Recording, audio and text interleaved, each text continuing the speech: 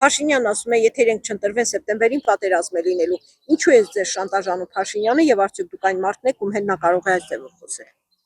Նախ ինքն է 3 պատերազմ բերել մեր երկրի գլխին եւ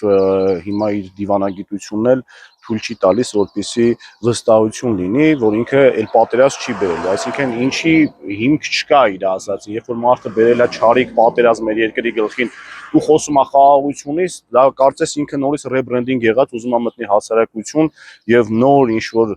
անիմաստ խոսումներով փորձի ձայն կորզել, ես կարծում եմ։ Եթե երկրի ղեկավարը խոսում է թշնամու լեզվով իր երկրի հանդեպ, դա արդեն վերջն է, ինքը գտնվում է թշնամու դաշտում։ Պատերազմ այտենց թե այնպես կլինի,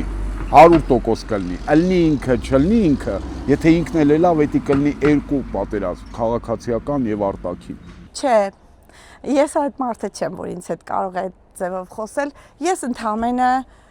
կհավելեմ, Փաշինյանը եկավ եւ մենք ունեցանք պատերազմ։ Եթե կա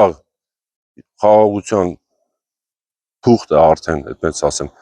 ինչ պատերազմի մասին է խոսքը։ Միանշանակ ուրեմն չի լինի։ Չէ, պատերազմ չի կարելի դες բան ասել։ Ժողովրդին չի կարելի վախենալ բան։ Պատերազմը չի վերջացել։ Պատերազմը պարտադիր է։ Ուրա Ղարաբաղը, մոլորակի վրայից վերացրին։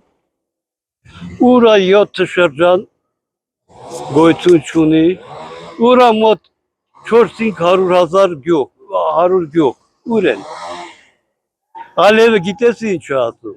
Ես Նախճիվանցի եմ տիրապետում եմ ադրբեջանական լեզուն գերազանց, ոչ թե լավ, այ գերազանց։ Հա,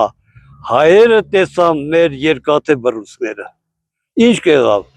Թասիբա պետք։ Ես տենց ասեմ, ավելավա պատերազմ, քան թե փոխանցվեն թշնամուն։ Պատերազմը երբ ուզի կլի, երբ ուզեն կանեն պատերազմ։ Պատերազմ սարքողները իրանք չեն։ Պատերազմ սարքողները ուրիշ տեղ են նստել։ Նրանք մեր երկրում չեն։ Ուրիշ տեղեր են նստած։